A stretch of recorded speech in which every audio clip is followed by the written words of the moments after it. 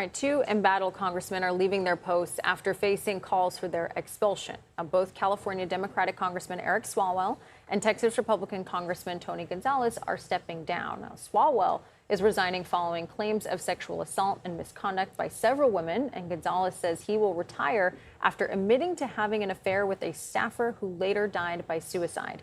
CBS News congressional correspondent Nikole Killion is live from Capitol Hill.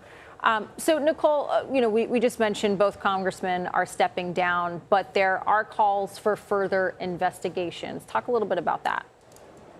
Yeah, well, keep in mind there are already a number of investigations underway. In fact, the Ethics Committee had just launched an investigation into Congressman, or now ex-Congressman, Eric Swalwell after all of these allegations of sexual assault started to surface against him. But there are also, there's an investigation pending for Tony Gonzales, the Republican from Texas, who announced that he will file for retirement today, although he has not been clear exactly when he will retire. And so until he makes it clear when he will retire, if that's effective immediately or at a later date, Congresswoman Teresa Leger Fernandez, a Democrat from New Mexico, says she is prepared to proceed with an expulsion resolution against Gonzales if he doesn't retire right away. Take a listen to what she told me last night.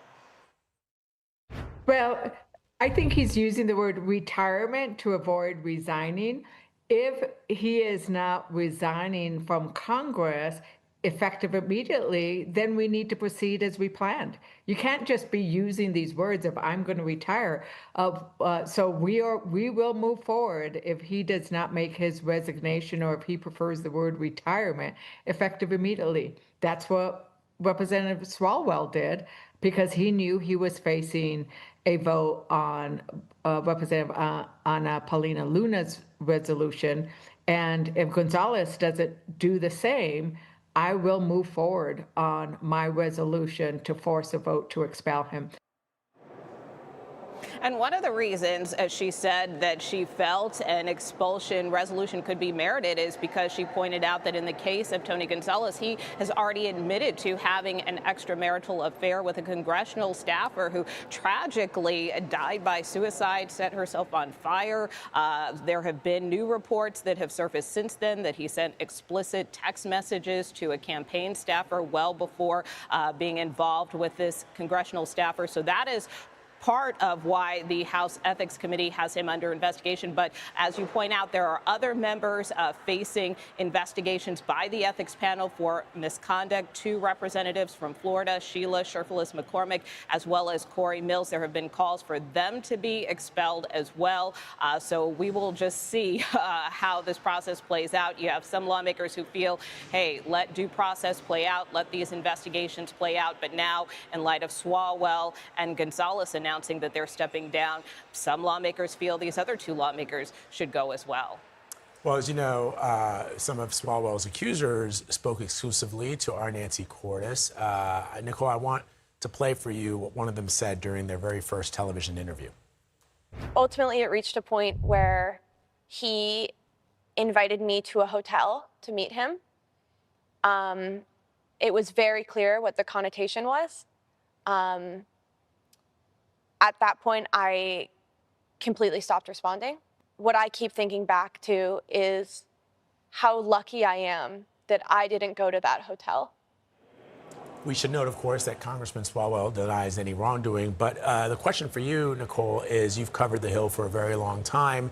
Elise Stefanik was on CBS Mornings earlier. She was asked if she was aware of some of these allegations, and she sort of indicated in a roundabout fashion that there were always swirling allegations around people like Eric Swalwell, like Tony Gonzales, and even going back to folks like other men and women in Congress, specifically men, I should say.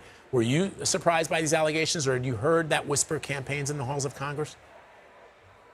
Well, look, I mean, at the end of the day, this is something that has been an issue that has plagued Capitol Hill and many workplaces for some time now in terms of this issue of sexual misconduct, sexual assault. And so there are some who believe that leadership has not done enough to hold some of these lawmakers accountable. I mean, you know, you can just look back recently, for instance, to Matt Gaetz, who was nominated to be President Trump's attorney general and had to step down amid a House ethics investigation over allegations of misconduct. So, you know, this is something that is not necessarily new to Capitol Hill, but what is new is this sense of reckoning and trying to hold some of their own to account. You know, that is something that the Congresswoman Leisure Fernandez pointed out to me. You know, Congress is tasked with holding their own accountable. They do have a process and mechanism to do so. And so that is why I think in this moment, particularly also in light of what we have seen transpire with the Epstein files as well, trying to find accountability for some of those survivors. That's why some lawmakers here on Capitol Hill feel very strongly that they need to hold their own members to account as well. All right, Nikole Killion reporting from the Hill. Nikole, thank you.